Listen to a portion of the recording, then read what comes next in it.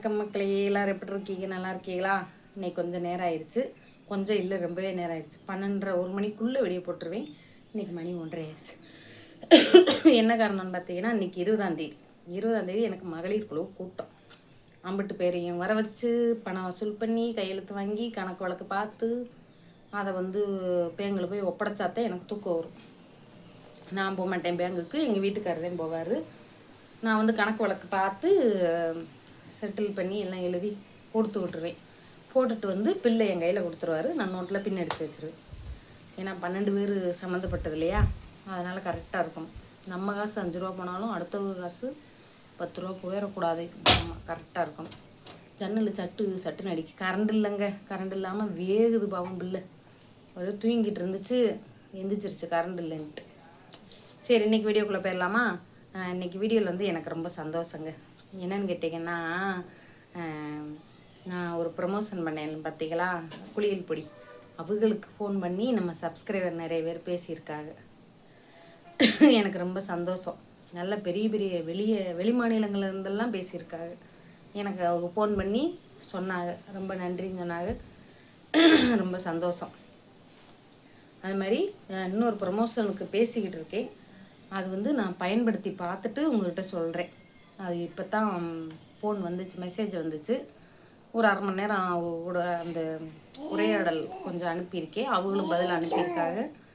அதனால் உங்களுக்கு நான் அது என்னங்கிறத உபயோகப்படுத்தி பார்த்துட்டு நான் உங்களுக்கு சொல்கிறேன். இது இன்றைக்கி நடந்த விஷயம். இன்னொன்று யூடியூப் வீடியோக்குள்ளே போகிறதுக்கு முன்னாடி இன்னொரு விஷயம் சொல்லிக்கிறேன். ப்ரொமோஷன் பண்ணணும்னு நினச்சிங்கன்னா, யூடியூப் சேனல் பற்றி உங்களுக்கு சொல்லித்தரணும்னு நினச்சிங்கன்னா, கமெண்டில் நம்பர் பின் பண்ணுறேன், பேசுங்க. யூடியூப் பற்றி ஆரம்பிக்கணும் டவுட் உள்ளவங்க பெய்டு ப்ரொமோஷன் தான், கோச்சிக்கிறாதீங்க. ஏன்னா உங்களுக்கும் அப்போ தான் நம்ம ஒரு இதில் காசு போட்டிருக்கோம், நம்ம அதில் முன்னேறி வரணும்னு உங்களுக்கும் ஒரு வெறி இருக்கும். நமக்கும் சரி, நம்ம பிள்ளை குட்டிகளை வச்சுக்கிட்டு நம்ம சொல்லிக் கொடுக்குவோம். எங்கள் வீட்டுக்காரும் சரி ஒரு ஒரு ஒரு இது ஒரு சம்பாத்தியம் தானே நினச்சிக்கிடுவார். இல்லைன்னா போனையே கையில் வச்சுருந்தா பஞ்சாயத்தே வரும். அதனால தான் இது நிறைய பேருக்கு மோட்டிவேஷனாகவும் இருக்கும். ஒரு கடன் இருக்காது, சும்மா தானே சொல்லி கொடுத்தாங்க அப்படின்ற மாதிரி வராது. எனக்கும் ஒரு உபயோகமாக இருக்கும். பிள்ளை குட்டியை வச்சுருக்கோம் இல்லையா. நிறைய பேர் இன்றைக்கி காலையில் போட்ட வீடியோக்கு நிறைய பேர் கமெண்ட் பண்ணிங்க, ரொம்ப சந்தோஷம். அதே மாதிரி தான் இந்த வீடியோவுமே, நான் போடுற ஒவ்வொரு வீடியோவுமே யாருக்காவது வாழ்க்கையில் ஒரு பயனுள்ளதாக இருக்கட்டுமே. வந்தோம் போகணும்னு இருக்கக்கூடாதுல்ல, பிறந்தோம் ஜத்தோம் போனோன்னு இருக்கக்கூடாதுல்ல. நம்மளால் முடிஞ்சது ஏதோ நம்ம நான் பேசுகிறது யாருக்கோ ஒருத்தருக்கு வாழ்க்கையில் ஒரு பயனுள்ளதாக இருக்கட்டுமே அப்படின்னு நினச்சி தான் காலையில் வீடியோ போட்டுருவேன். டெய்லி காலையில் 7 மணிக்கு ஒரு வீடியோங்க. கண்டிப்பாக அது உங்களுக்கு வாழ்க்கையில் பயனுள்ளதாக இருக்கும்னு நினைக்கிறேன். இப்போ நான் போடுற வீடியோவுமே அதை சார்ந்து தொடர்புடையதாக தான் இருக்கும். அதனால் காலையில் டெய்லி 7 மணிக்கு போடக்கூடிய வீடியோவை பாருங்கள். மத்தியானம் 1 மணிக்குள்ளே ஒரு வீடியோ போட்டுருவேன். மிஞ்சி போனால் 2 மணிக்குள்ளே ஒரு வீடியோ வரும். இந்த 2 வீடியோ டெய்லி பாருங்கள், சப்போர்ட் பண்ணுங்கள். இந்த வீடியோவில் பெண்கள் இப்படி முன்னேறலாம் அப்படிங்கிறது தான். காலையில் நான் முந்திரி இப்படி பாக்கெட்டு போட்டு விற்கலாங்கிறத அந்த வீடியோவில் சொல்லியிருந்தேன். இதில் நீங்கள் ஒரு பொருளை பல்காக வாங்க போகிறீங்க அப்படின்னா, அதை பல்காக வாங்குறது, அப்போ அவங்க வாங்குறத நம்ம வாங்கி விற்கலாமான்னு நிறைய பேர் கேள்வி கேட்குறாங்க பர்சனலாக. அவங்களுக்கும் நான் இது ஒரு ஐடியாவாக தான் சொல்கிறேன். அவங்களுக்கு அவங்க வாங்கி உங்களுக்கு அவங்க தயாரித்து விற்கிறாங்க, அது உங்களுக்கு லாபம். இப்போ ஆரோக்கிய பால் இருக்குன்னா அவங்க நம்ம கடையில் அவங்க காசு கொடுத்து தான் விற்கிறாங்க, மொத்தமாக போடுறாங்க. நம்ம போய் கடையில் போய் ஒரு 10 ரூபா பாக்கெட்டு 20 ரூபா, 10 ரூபாய்க்கு இல்லை, 1/4 லிட்டரு 20 ரூபா, 20 ரூபா ஒரு பால் பாக்கெட்டு நம்ம வாங்குகிறோம். அப்போ அந்த பால் பாக்கெட்டு உற்பத்தி பண்ணுறவங்களும் விற்கிற நோக்கத்தில் தான் விற்கிறாங்க, இந்த கடையில் உள்ளவங்களும் விற்கிற நோக்கத்தில் தான் விற்கிறாங்க. இப்போ நீங்கள் பல்காக வாங்கணும்னு நினைக்கக்கூடியவங்க, அந்த ஆரோக்கிய பால் தயாரிக்கக்கூடியவங்க, நான் உங்களுக்கு ஒரு சாம்பிள் இதுக்கு ஒரு உதாரணத்துக்கு தான் சொல்கிறேன். இப்போ அந்த ஆரோக்கிய பால் தயாரிக்கிறவங்க நீங்கள் வாங்க போகிற மொத்த வியாபாரி. நீங்கள் பல்காக வாங்கி விற்கலாமா, அவங்க எதுவும் நினச்சிக்கிறவாங்களான்னு கேட்குறீங்கல்ல. இப்படி நினைக்கிறவங்க மனசில் நிறைய பேர் நினச்சிக்கிட்டு இருப்பாங்கள்ல, அவங்கக்கிட்ட வாங்கி இப்போ கடையில் போய் நான் போய் பால் பாக்கெட் வாங்க போகிறேன். நான் வாங்க போகிறவங்க தான் நீங்கள். அப்போ நீங்கள் இடைத்தரகர் மாதிரி தான்.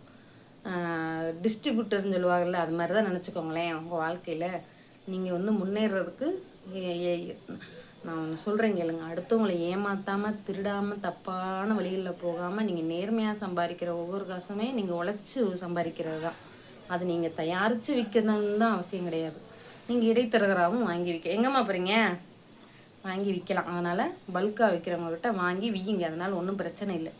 இது வந்து நம்ம என்னென்ன பொருட்கள் விற்கலான்ட்டு நான் பழைய வீடியோவில் நிறைய சொல்லியிருக்கேன். இருந்தாலும் உங்களுக்கு இப்போ நான் ஒன்று சொல்கிறேன். காலையில் போட்ட வீடியோவில் ஒன்று சொல்லியிருக்கேன் டிப்ஸ், அதை போய் பாருங்கள். இன்னொன்று வந்து கொல்லிமலைன்னு சொல்லி விற்பாங்க. எங்கள் ஊர்லேருந்து ஒரு 4000 5000 எடுத்துக்கிட்டு போவாங்க. எங்கள் ஊர்னால் எங்கள் ஊரை சொல்ல, இங்கே கும்பகோணத்துலேருந்துலாம் போவாங்க. போய் சோம்பு 2 படி, ஜீரகம் 2 படி, மிளகு 2 படி, இந்த மாதிரிலாம் வாங்குவாங்க. விலை கம்மியாக இருக்கும், கலப்படம் இருக்காது. அது அங்கேயும் அந்த மலையிலேயே விளையிறதுனால அங்கே விலை கம்மியாக இருக்கும்னு சொல்லுவாங்க. அப்படி உங்களுக்கு விசாரிச்சு பாருங்கள் உங்களை சுற்றி உள்ளவங்கிட்ட, இந்த மளிகை சாமான் எங்கே விலை கம்மியாக இருக்குன்ட்டு. அப்படி நீங்கள் விலை கம்மியாக இருக்குங்கிற இடத்த தெரிஞ்சுக்கிட்டு வாங்கிக்கோங்க. சும்மா ஒரு 3 கிலோ 4 கிலோ வாங்கி போடுங்க, அதனால ஒன்றும் பிரச்சனை இல்லை. தீபாவளிக்கு ஒரு சேலை எடுத்தோம்னா 2000 ரூபாய்க்கு எடுக்கிறீங்களா இல்லையா? ஒரு ஐப்புறம் பண்ணுறதுக்கு போய் எடுக்கிறீங்களா இல்லையா? நான் எடுக்க மாட்டேன், எடுக்கிறவங்களுக்கு சொல்கிறேன். அப்படிலாம் எடுக்கிறவங்க ஏன் விற்க போகிறாங்கன்னு நீங்கள் நினைக்கிறீங்களா? ஒரு உதாரணத்துக்கு சொல்கிறேன். எத்தனையோ மீஷோவில் ஆர்டர் போட்டு வாங்குறீங்க, ஃப்ளிப்கார்ட்டில் ஆர்டர் போட்டு வாங்குறீங்க. அந்த மாதிரி இதை நினச்சிக்கோங்க. வாங்கி 2 ரூபா பாக்கெட்டு, 5 ரூபா பாக்கெட்டு, 2 ரூபா அட்டை, 5 ரூபாய்க்கு ஒரு உங்களால் எவ்வளோ போட முடியுமோ.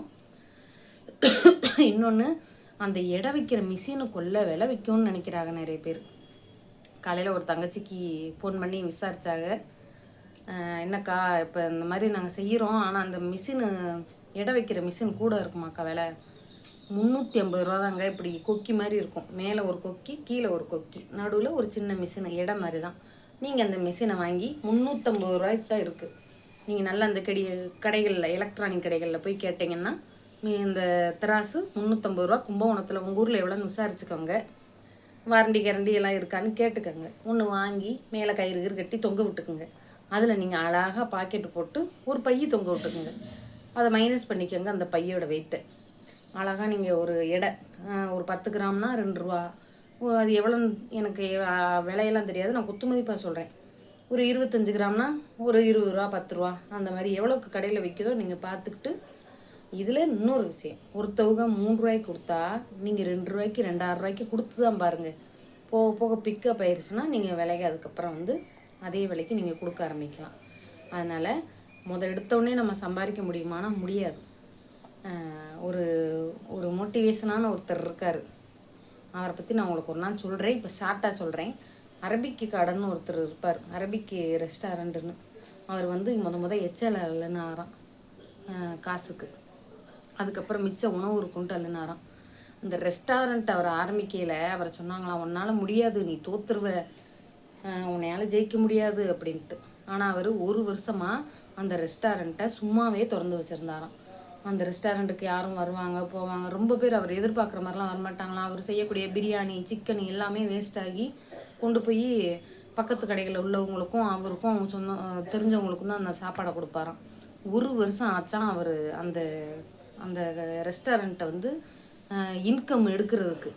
நம்ம ஒரு மாதம் ஒரு தொழிலை பார்ப்போம், அதில் லாபம் வரலையா மூடிக்கிட்டு போயிட்டே இருப்போம் தொழிலை. அந்த மாதிரி இருக்கக்கூடாது. தோல்விகள் வரும், அந்த தோல்விகள்லேருந்து கற்றுக்கிறக்கூடியது தான் வெற்றி. உடனே எதுலேயுமே ஜெயிக்க முடியாது. கொஞ்சம் கொஞ்சமாக நம்ம அதில் இருந்து நம்மளுடைய உழைப்பு போட்டுக்கிட்டே இருந்தோம்னா ஒரு நாள் வெற்றி கிடைக்கும். இன்றைக்கி அவர் அரேபியன் ரெஸ்டாரண்ட் வச்சு காரு வீடு எல்லாம் வாங்கியிருக்காருன்னா அவர் தோல்விகளை வந்து சொல்கிறாரு. இன்னும் உங்களுக்கு இதை விட மோட்டிவேஷனாக நாளைக்கு நல்ல தொழில்கள் இருந்தால் சொல்கிறேன். இன்றைக்கி பிடிச்சிருந்தா லைக் பண்ணுங்கள், சப்ஸ்கிரைப் பண்ணுங்கள், ஹை பாயிண்ட் கொடுங்க. பாய்.